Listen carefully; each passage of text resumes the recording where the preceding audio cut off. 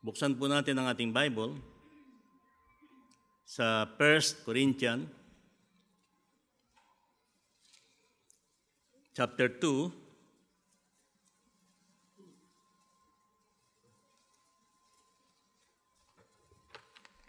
verses 1 to 5.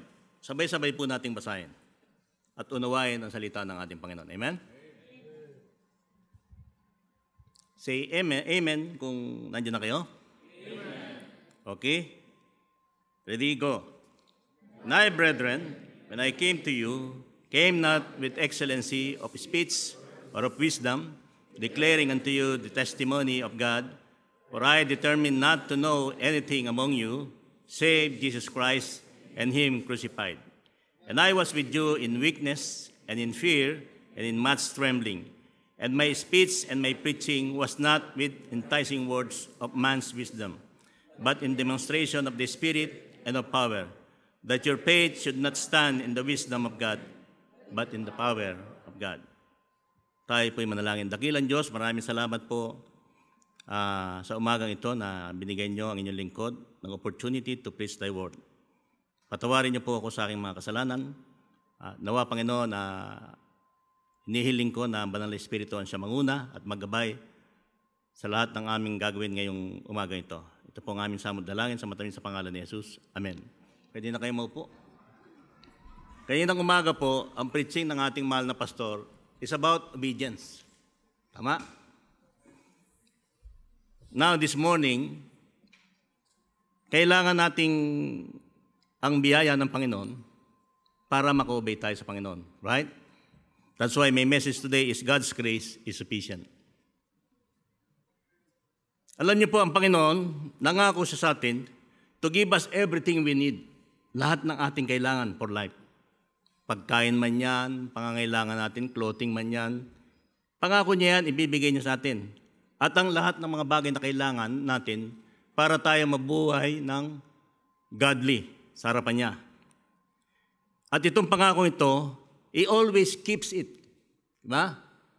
Siguro naman, sa tagal nating mananampalataya, nakita natin kung paano kumilos ang kamay ng Panginoon sa mga buhay natin. Right? Lalo na pag may mga pagsubok tayo, we can always see the hand of God in our life. Diba? Sabi nga ng ating mahal na pastor kaninang umaga, ang matinding pagsubok talaga yung marami kang pera.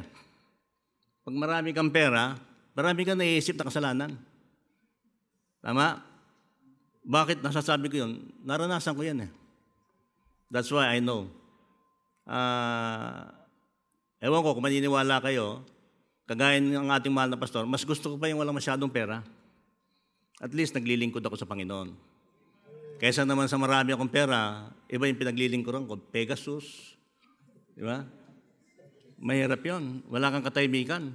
Tsaka palaging akala mo, pakaramdam mo ba, palaging may tao sa likod mo. Kasi guilty ka . Pero kung ako yayaman, by the grace of God, I will not do that again.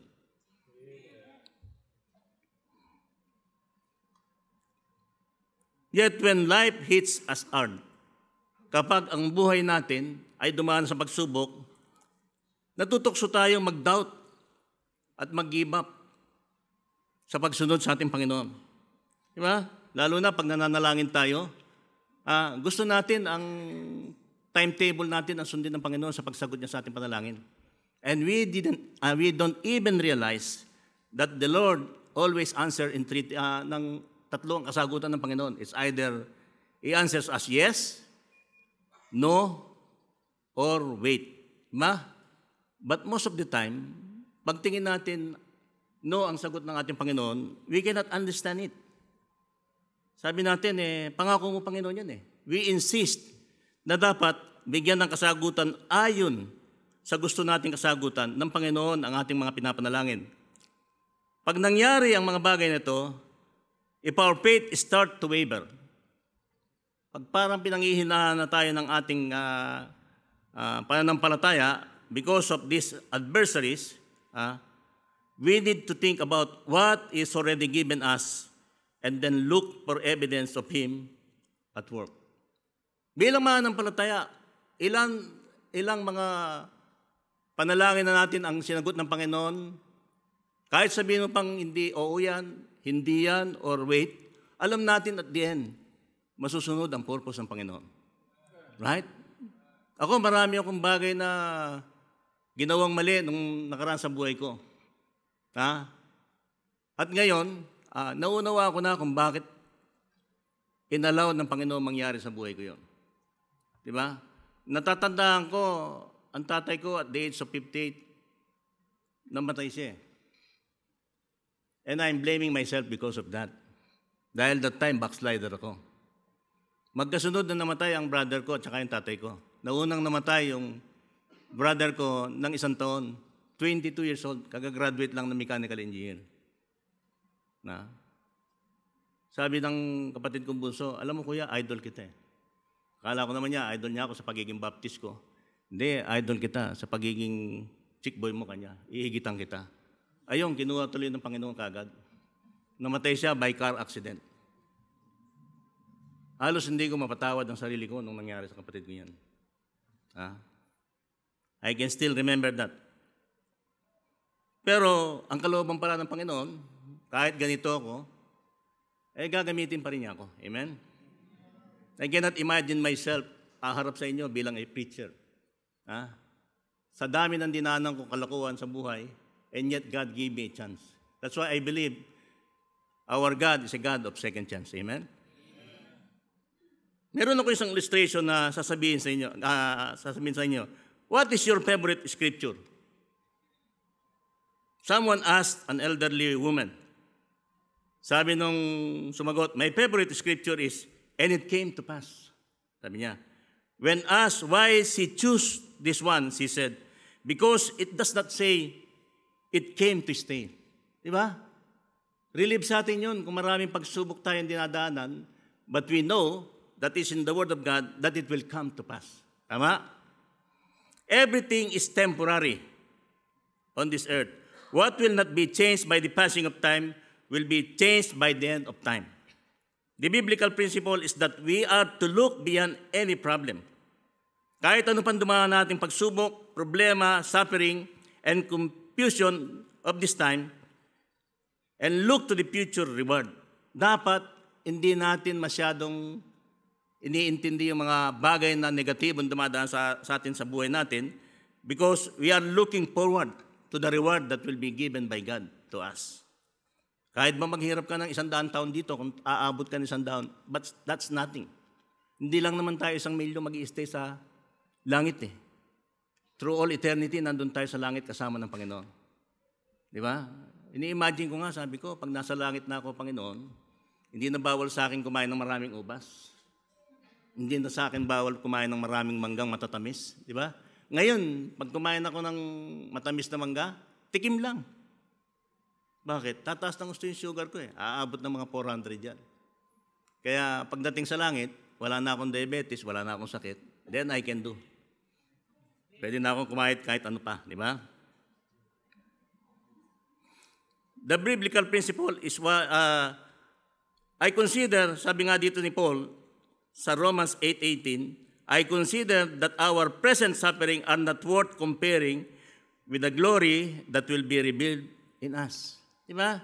Kapag kayo dumadaan sa maraming pagsubok, in spite of being so faithful in our ecclesia, alalahanin niyo ito sinabi sa verse ni Apostle Paul sa Romans 8:18.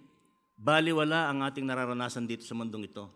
Kahit oras-oras pa, kahit araw-araw pa sa buhay mo rito sa mundo, puro pagsubok ang dadaanan mo, hindi pwedeng ikumpara sa tatanggapin nating glory kasama ng Panginoon pagdating sa langit.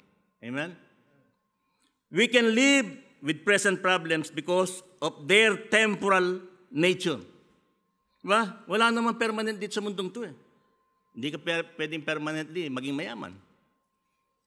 Ganun ang akala ko nung mayaman ako eh. Diba? Kung minsan naglalagay ako sa kotse, 5 bilyon doon sa drawer. Sabi ko, ang dami kong pera. Hindi ko siguro maubos to. Ako kinukumpit ko. Kahit 10 taon ako hindi magtrabaho, hindi maubos. Pero ano nangyari? Sandali lang, isang iglap lang. Pag gustong alisin ng Panginoon ang pera niyan sa buhay mo, parang bulang nawawala yan. Diba? Dahil madalas ang pera ang siyang nagiging sagabal para maglingkod tayo ng tapat sa ating Panginoon. Kaya huwag nyo nga rin mga young people, mga young professional. Huwag nyo nga rin maging mayaman. Don't sacrifice our faithfulness to some additional salary that we can receive from our company.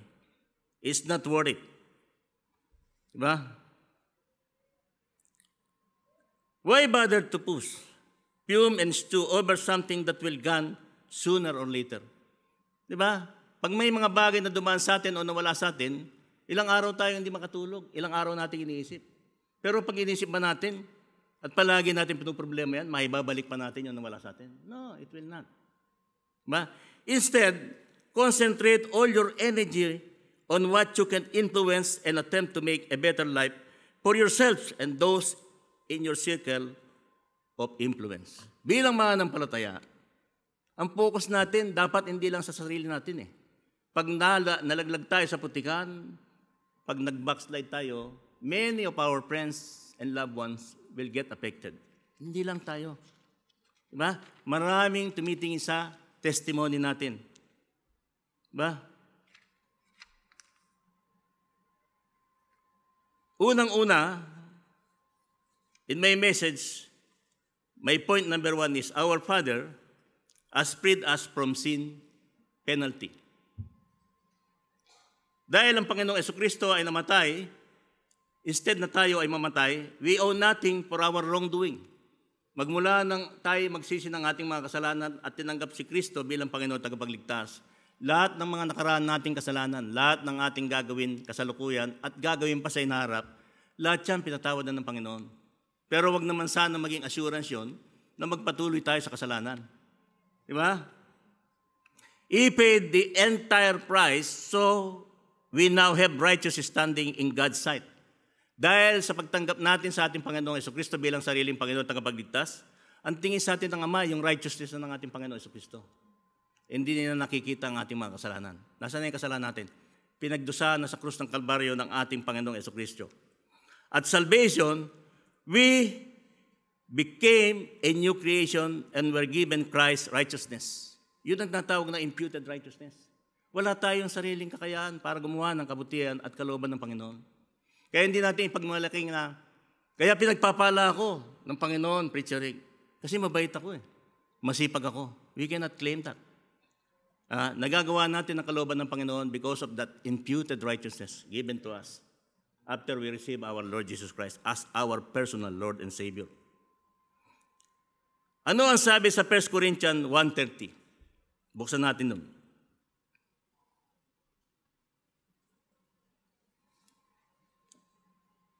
Sabi rito, but of Him are ye in Christ Jesus, who of God is made unto us wisdom and righteousness and sanctification and redemption.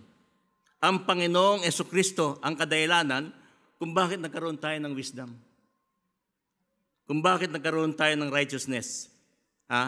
Kung bakit nagiging banal tayo and nararanasan natin bilang mananampalataya yung sanctification process. Because God is still working in us. Hanggang nabubuhay tayo, hindi natatapos ang pagbabago ng Panginoon sa atin. That's why we don't have the right to judge anybody. Kasi we are still unfinished hanggang hindi tayo namamatay. Because sanctification is a lifetime. Originally, we were headed toward permanent separation from the Lord dahil sa ating mga kasalanan. But now, our eternal destiny has been changed to a heavenly home with Him. Sa ating mga bisita ngayong umagang ito, diba? Wala nang pinakamagandang pwede mong ma-encounter sa buhay mo, kundi yung oras na na-realize mong ikaw ay makasalanan at nakita mo ang pangangailangan mo kay Kristo bilang sarili mong Panginoon at tagapagligtas. I hope and pray sa mga bisita namin ngayong umaga ito, ma-realize nyo na hindi natin kayang iligtas ang sarili natin. Na kung paano hindi natin kayang buhatin ang sarili natin, ganon din naman ang kaligtasan natin. Only Christ can save us. Diba? Pero kailangan natin aminin sa harap ng Panginoon tayo makasalanan para tayo bigyan ng kaligtasan ng Panginoon. Kung malulunod ka, kung hindi mo naman sasabihin na nalulunod ka, sinong sasagip sa'yo, di ba? The same thing with our Lord Jesus Christ. Di ba? And God's Holy Spirit lives within us as our constant companion and source of strength. Kapag ikaw ay mananampalataya, nananahan sa iyo ang Banal na Espiritu at siya ang unti-unting babago sa buhay mo para maganap mo ang kalooban ng Panginoon sa buhay mo. Alam nyo, ni isa man sa atin, walang karapat dapat pumunta sa langit. Pero dahil sa kamatayan ng Panginoon Jesucristo, tayo ay nagkaroon ng kaligtasan sa lahat ng tumanggap sa Kanya bilang Panginoon tagapagligtas. I hope and pray sa mga bisita natin, huwag niyong iiwanan ang eklesyang ito without accepting the Lord Jesus Christ as your personal Lord and Savior. Ano yung unang point ko? Our Father has freed us from sin's penalty. Ang ating Amang nasa langit ay kinalimutan lahat ng ating mga kasalanan at kaparusahan ng ating mga kasalanan because of our Lord Jesus Christ's death at the cross of Calvary. Pangalawa, even in our worst situation, our Father works to accomplish His will. Diba? Sino yung magandang example dyan? Para makita natin sa mga worst situation, ay makikita natin kung paano kumilos ang Panginoon para mangyari ang kalooban niya sa buhay ng bawat isa, lalong-lalo na sa mga manampalataya. Unang-una si Joseph. Ang tinatawag nating Joseph the Dreamer. Joseph experienced betrayal when his brother sold him into slavery. Originally nga, ang balak nila patayin si Joseph. Dahil inggit na inggit sila, dahil paborito siya ng kanyang tatay. Ginawa pa siya ng maraming kulay na jacket. Yung siguro yung uso ngayon. Subukan mo magsuot ng jacket na maraming kulay ngayon kung kainggitan ka. Pagtatawanan ka, di ba? Pero anong panahon ni Joseph, yun siguro yung uso, maraming kulay, di ba? Tasan kami nang gustong magkaroon ng maraming kulay na jacket, bibigyan ko kayo. Di ba? Pagsasama-samahin ko yung blue, red, at saka orange. Di ba? Hindi yan. Ano na-experience ni Joseph? So nag-decide nga yung mga kapatid niya, ibenta siya sa slavery. Doon sa isang dumadaan na Ismailites na trader. Then, he suffered injustice when in prison for doing the right thing. Ano yung doing the right thing? Nung si Joseph po ay binenta kay Potiphar, siya ang naging katiwala ng lahat ng ari-arian at business ni Potiphar at pinagpala siya. Magandang lalaki si Joseph. Nakita siya ng asawa ni Potiphar. Kinorsunada. Di ba? Pero kahit anong tukso sa kanya, hindi bumibigay si Joseph. Di ba? Sana lahat ng lalaki ganun katibay, no? Kung ako, ewan ko. Kasi nakatingin kayo sa akin, para kayo nagtatanong eh. Kasi nagot ko na, ewan ko.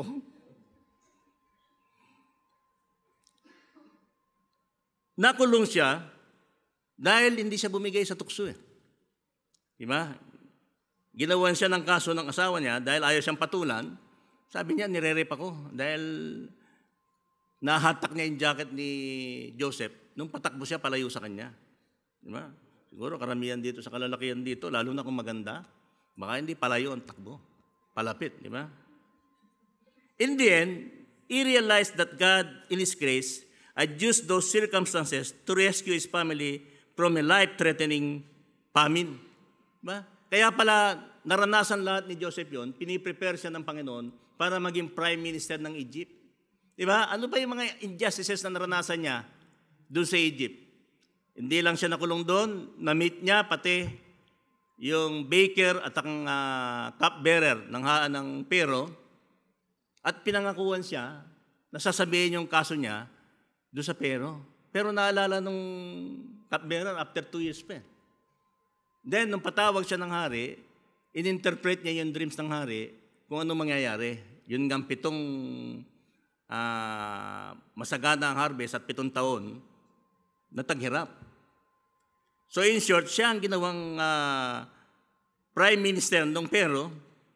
At dahil doon, taggutom nga at walang ulan for 7 years. Talagang walang harvest. Kaya yung mga kapatid niya at saka tatay niya nagutom, pumunta doon sa Egypt. Kaya pala, pinaintulutan ng Panginoon mangyari kay Joseph yon para maligtas sa tiyak na kagutuman ang kanyang pamilyang nasa promised land. Ganon gumawa ang Panginoon kung bakit inaalaw niya yung masamang bagay na mangyari sa buhay natin. Di ba? Sometimes we don't understand it, but rest assured, brethren, walang iniisip na masama ang ating Panginoon. Binigay na nga niya ang buktong niyang anak para tayo magkaroon ng katubusan at kaligtasan. Ano pa kaya yung mga ibang bagay na hindi niya ibibigay? Amen?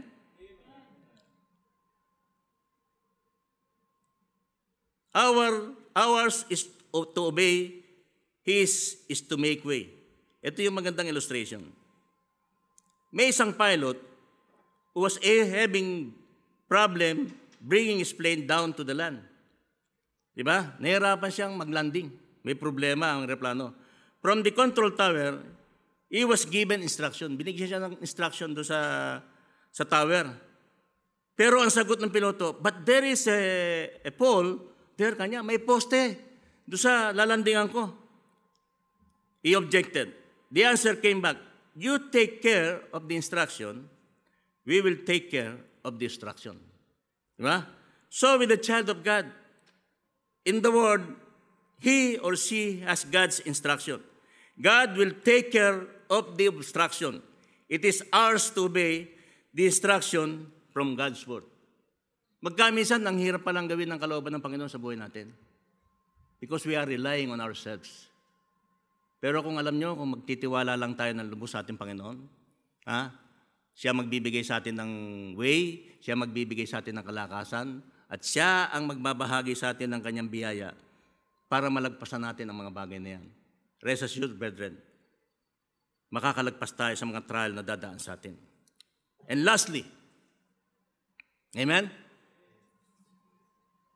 Gustong-gusto niya yung lastly, di ba?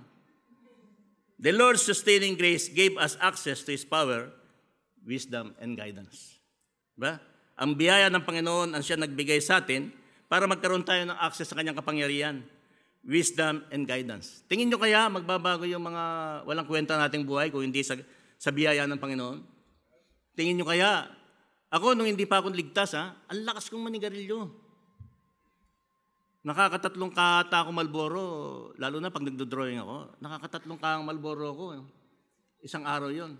Pero pag marami ang problema yung project ko, kuminsan sumusobra pa ron. Diba? Lahat ng bisyo yan, alak, babae, sugal.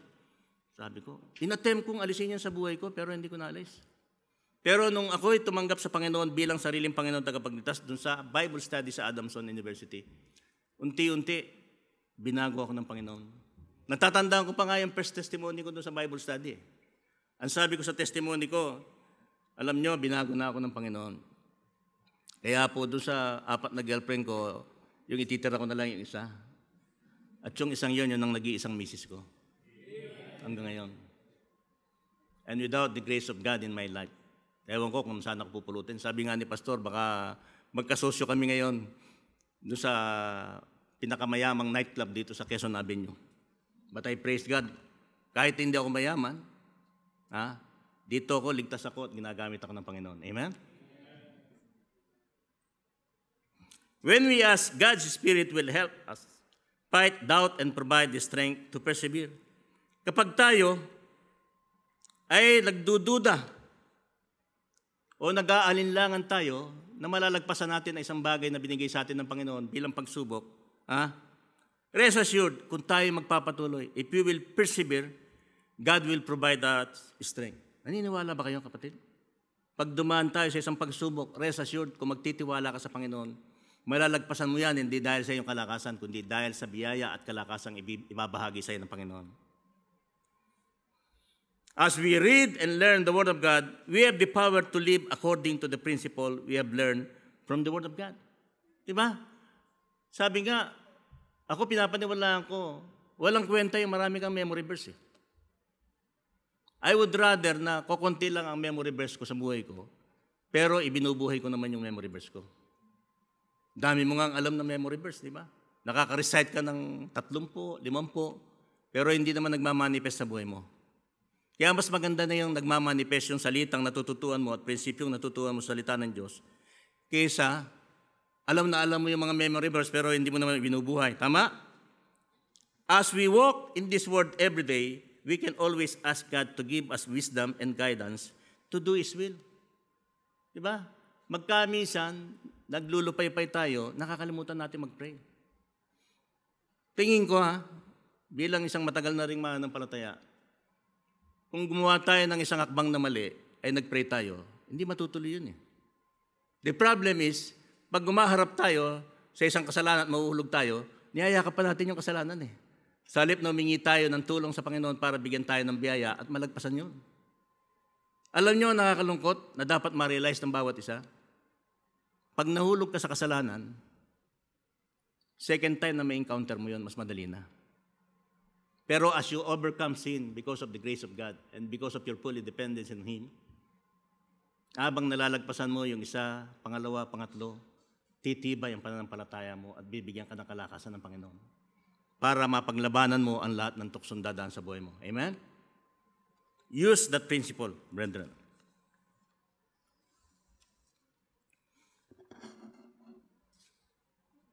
Ito yung maganda. Ito yung huling illustration ko na. Martin Luther said, I have one preacher that I love better than any other on earth. It is my little tame Robin, which preaches to me daily. I put his crumbs on the windowsill, he hops on the sill and take as much as he needs. Kakainin lang niya kung ano yung kailangan magpabusog sa kanya. From there, he always flies to a little tree, close by the lip, up his voice to God. Kakanta siya, di ba? Mapapahinga. Sing his song of praise and gratitude, tucks his head under his wings and goes to sleep, leaving tomorrow to look after itself. He is the best preacher I have on earth. Ganun ba tayo, mga kapatid? O masyado tayong maraming alalahanin dito sa mundo? Hindi tayo makontento. Ang pinakamagandang pwedeng mangyari sa isang mananampalataya, be content on what you have. Huwag tayong titingin sa mga material na bagay sa ibang tao. Tayo, dapat makontento sa mga bagay na binigay sa atin ng Panginoon.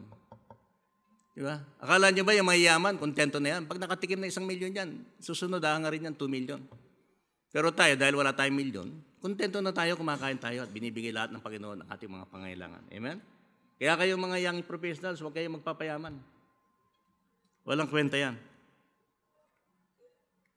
And as a conclusion, brethren, I want to remind you all these 3 points. Unang-una, our Father has freed us from sin's penalty.